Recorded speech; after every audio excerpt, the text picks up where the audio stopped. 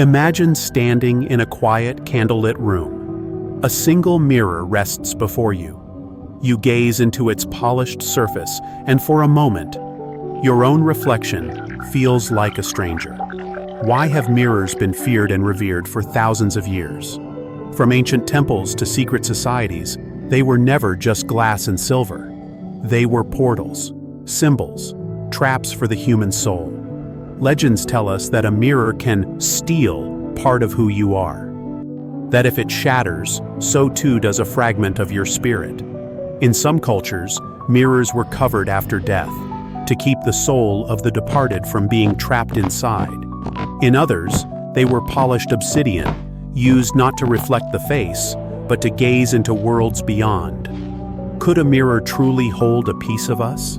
Or have we forgotten what ancient civilizations always seemed to know? This is the hidden truth about the mirror and the soul. The story of the mirror begins long before modern glassmakers in Venice or Paris. It begins with stone, metal, and water. Picture a pool of still water in the desert. The surface, glistening under the sun, becomes the earliest mirror. For ancient humans, to see oneself reflected was nothing short of a revelation. The face once hidden now appeared before the eyes. It was as though the soul had stepped outside the body, staring back from the surface. The earliest polished stone mirrors were found in Anatolia nearly 8,000 years ago. Later, obsidian, volcanic glass, was shaped into black, gleaming discs. Unlike modern mirrors, they did not reflect every detail. They absorbed as much as they revealed. Staring into obsidian was like gazing into another world. To the Egyptians, the mirror was sacred. Bronze and copper mirrors were placed in tombs, not for vanity, but for protection. The mirror was seen as a shield against evil spirits. The goddess Hathor, often called the Lady of the Mirror, was associated with beauty, music, and joy, but also with the hidden realms. When one looked into a mirror, it was not only the face that appeared. It was the Ka, the spiritual double of the self. Across the world, other civilizations reached the same conclusion. In China, the mirror was a tool of power. Ancient bronze mirrors, polished to brilliance, were believed to reveal demons in their true form. That is why mirrors were sometimes hung on doors, facing outward, to ward off spirits that wandered in the night. The belief was simple. An evil force, upon seeing its reflection, would be trapped or frightened away. But mirrors were not always protective. They were also dangerous. In Rome, people whispered that breaking a mirror meant 7 years of bad luck, not because of superstition alone, but because the mirror was thought to hold a portion of the soul. If it cracked, so did the harmony of the spirit. It would take 7 years, one full cycle of renewal, for the soul to heal. The Middle Ages brought another dimension. Christian mystics saw mirrors as symbols of divine truth, or sinful illusion. In monasteries, mirrors were used to meditate on the soul's purity, but they also carried warnings. What you see in a mirror is not always what it seems. Was it the face, or a shadow of something deeper? Imagine a darkened chamber in medieval Europe. A polished mirror rests on the table. A monk, deep in prayer, gazes into its surface. Does he see the face of Christ, or a demonic trick? The mirror was both revered and feared. By the Renaissance, mirrors became objects of luxury. Venetian glassmakers perfected the craft, creating dazzling reflections. But even then, whispers persisted. Alchemists spoke of the speculum, a mirror used not for beauty, but for revelation. They claimed one could see visions, communicate with angels, or peer into the past and future. One figure, more than any other, carried this legacy into history. John Dee, the advisor to Queen Elizabeth I. He possessed a mysterious black mirror of obsidian, brought from Mexico.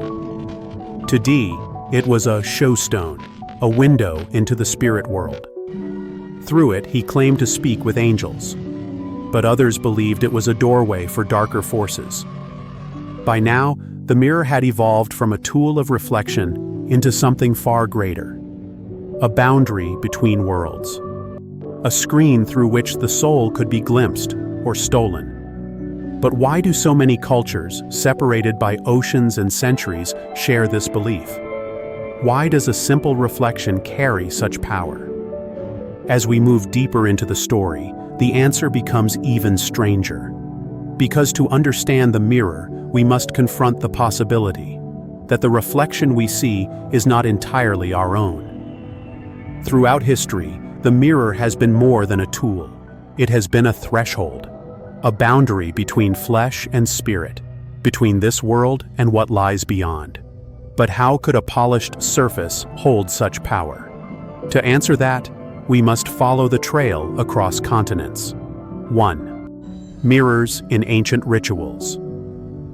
In ancient Mesoamerica, the Aztecs carved polished obsidian mirrors not as vanity objects, but as sacred instruments. One of their most feared deities, Tezcatlipoca, was known as the smoking mirror. He carried an obsidian mirror in place of a foot, through which he saw the fate of mankind. The priests who served him would gaze into black mirrors during rituals, seeking visions and answers. Imagine a firelit temple in Tenochtitlan. The high priest leans over a gleaming disk of obsidian. The flames dance across its dark surface, but instead of his own reflection, shadows swirl. Did he see the face of a god, or his own fears staring back? When Spanish conquistadors brought these mirrors back to Europe, they carried with them the whispers of their power. John Dee's mysterious obsidian mirror, still preserved today in the British Museum, is thought to have come from this world. The same object used by Aztec priests became a window for English magicians, cultures worlds apart, yet drawn to the same idea: mirrors as portals. 2. Mirrors and the afterlife. In many traditions, mirrors and death are deeply intertwined. Among Jewish families, when someone dies, mirrors are covered with cloth. This custom, still practiced today, serves two purposes. It prevents the spirit of the dead from becoming trapped in the mirror, and it protects the living from seeing death reflected in their own eyes. In rural parts of Ireland and Scotland, similar practices existed. People turned mirrors to the wall or draped them in black fabric. The belief was always the same: the soul is vulnerable in death, and the mirror is a dangerous snare. Why would so many cultures, separated by centuries and distance, share this instinct? Was it superstition, or did they sense something real, something uncanny about the mirror's hold on the soul? 3. Mirrors in folklore and superstition. Mirrors do not appear only in sacred temples or funerary rites. They slip into folktales, legends, and superstitions. The most famous is the belief that breaking a mirror brings 7 years of bad luck. This idea spread across Europe in the Roman era and still survives today. The 7 years was not random. It matched the ancient belief that the soul renews itself in cycles of 7. A broken reflection meant a broken spirit, one that needed time to heal. In Russia, it was said that a baby should never look into a mirror before its first birthday. Doing so might steal its soul or stunt its growth. In Japan, mirrors were considered vessels for kami, the spirits of nature. A mirror was not simply an object, it was alive with spiritual presence. Think of the Japanese imperial regalia, 3 sacred treasures handed down through centuries. One of them is not a sword, not a jewel, but a mirror. The Yata no Kagami, the 8-span mirror, is said to represent wisdom and truth. To gaze into it was to confront not only the self, but the divine. 4. Mirrors as gateways. The idea of mirrors as doorways to other worlds is not confined to legend. It continues into modern times. In 19th century Europe, a practice called scrying became popular among occultists and mystics. A person would sit in a darkened room with a mirror or crystal, staring until visions appeared. Some reported seeing spirits, others, entire landscapes, as if stepping into another realm. This practice was not considered fantasy, it was studied seriously. Even the famous psychologist Carl Jung once wrote about mirrors and reflections, noting how they seem to reveal the shadow side of the psyche. In rural America, there was a haunting custom known as the dark mirror ritual. A person would sit by candlelight at midnight, holding a mirror before them. They would stare, waiting for the face to change. Some claimed to see themselves aged, dead, or transformed into something else entirely? Was it the subconscious speaking, or something far darker, looking back from the other side? 5. Science and the uncanny. Modern science offers its own unsettling answers. There is something known as the strange face illusion. If you stare into a mirror under dim light for several minutes, your brain begins to distort what you see. Faces shift, features melt. Some even see figures that do not belong to them. Psychologists explain it as a trick of the mind, but for those who experience it, the effect feels eerily real. Could this be why so many mirror rituals, from Aztec priests to Victorian mystics, were performed in darkness, by firelight or candlelight? Did they discover, long before psychology, that the human mind opens gateways when the reflection becomes unstable? 6. Mirrors and modern fears. Even today, mirrors carry unease. Urban legends abound, like the chilling tale of Bloody Mary, where children chant before a mirror to summon a spirit. Though often dismissed as a game, it mirrors ancient fears, that the mirror is not passive, but responsive, that something waits within it. In haunted house stories across the world, mirrors often act as focal points. People claim to see shadows moving behind them, faces appearing where none should be, or reflections that do not match reality. Investigators of the paranormal often bring special attention to mirrors, treating them almost as living entities. Why? Perhaps because when you look into a mirror, you do not just see yourself. You see the possibility of another you, one that might not always obey. 7. The soul and the reflection. What then ties all of this together?